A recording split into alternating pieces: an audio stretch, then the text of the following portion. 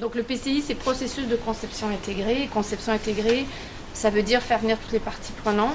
Ça se distingue un peu de ce qu'on entend en ce moment. J'entends parfois des accompagnants qui parlent d'assistance à maîtrise d'usage.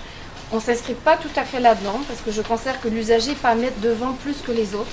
La conception intégrée, c'est chacun est important et ce qui est au milieu, c'est la réussite du projet. Donc ce n'est pas ni l'ego de l'un, ni la place prépondérante de la collectivité, ni la place prépondérante d'une des parties.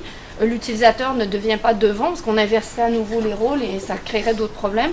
On refait, d'ailleurs on commence toujours les journées, les fins de journée comme dans beaucoup de processus collaboratifs en cercle, non pas pour les thérapies de groupe chaque fois qu'on nous sort, mais tout simplement que c'est le seul moyen d'être au même niveau et de bien s'assurer qu'au milieu c'est la réussite du projet qui est un objectif et non pas le fait de tirer pour soi-même son propre objectif.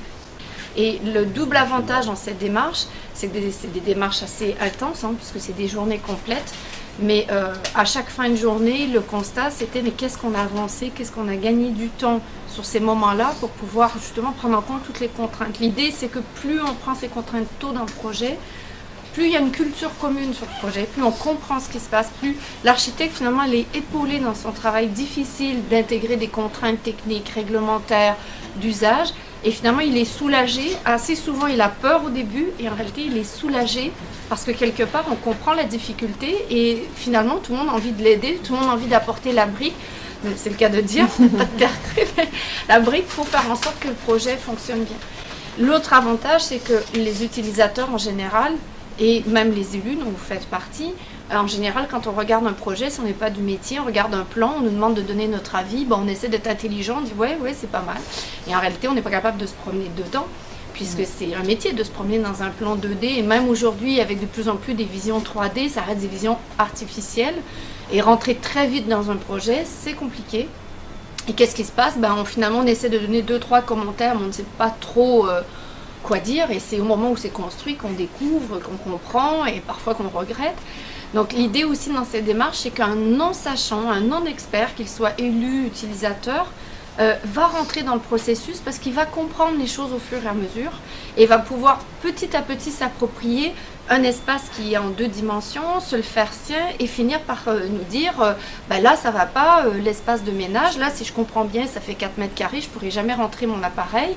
Et c'est ça qui est intéressant, c'est aussi la compréhension fine et l'impression, je pense pour vous en tant que représentant élu, de pouvoir se dire mais je comprends et donc je peux prendre des décisions éclairées. Je dis souvent dans les processus collaboratifs, c'est de l'intelligence collective, mais ce n'est pas de la décision collective. C'est une nuance importante. Ça n'enlève rien à votre rôle, qui est celui de valider, de gérer un budget, de gérer une commune. Et c'est ce qui est vraiment intéressant, c'est que ça, je rassure souvent les élus en disant, c'est pas parce qu'on fait participer les gens que du coup on vous met de côté en disant, écoutez, là ils ont décidé collectivement que c'était mieux de faire ainsi. C'est pas du tout ça.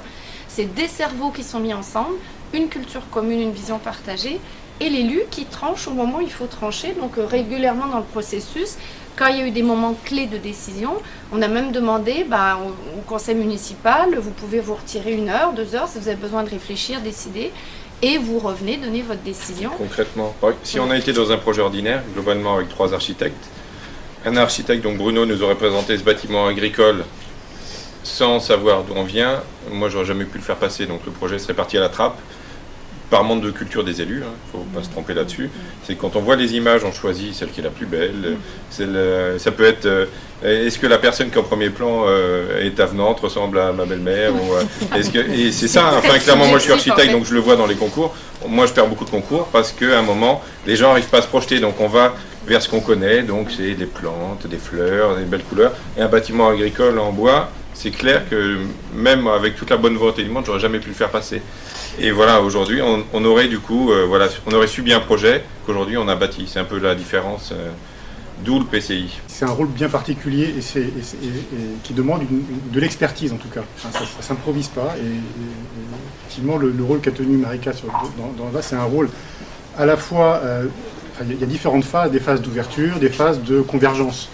Et c'est vraiment très important de maîtriser ces aspects-là, pour que ça ne parte pas dans tous les sens et que finalement Ça m'est arrivé d'assister à des rendez-vous comme ça où finalement on dit qu'on fait du participatif, mais en fait il en ressort quoi à la fin? Il n'en ressort rien parce que chacun balance des idées, renvoie des trucs et puis au final, c'est bon, on passe à autre chose et puis ça n'a rien apporté, quoi. L'utilisateur, quand il comprend, il est intelligent. En réalité, il est comme vous, puisqu'on est tous des citoyens. Et finalement, c'est la compréhension de la complexité qui fait que les citoyens deviennent raisonnables.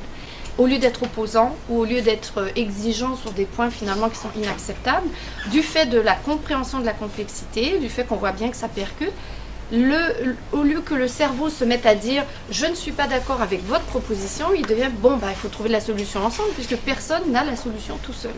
Et souvent, je remonte à la notion de la grange qu'on voit dans les films, qu'on co-construit ensemble, que vous connaissez aussi dans le milieu rural. C'est le même état d'esprit. C'est je ne peux pas faire toute seule ma grange, qui vient m'aider, puis demain, j'irai t'aider à faire ta grange. Donc, c'est vraiment un peu le même état d'esprit. Finalement, il faut retrouver, puisque pendant tout un temps, on a un peu donné l'impression aux gens que tout allait venir d'en haut. Il fallait juste ouvrir la bouche en disant plus de moyens et que ça allait redescendre. Et ce changement de paradigme, il arrive. Petit à petit, pour certains c'est plus difficile, mais on est bien là-dedans aujourd'hui. Et je pense qu'on peut déplacer des montagnes quand on fait ensemble. Voilà.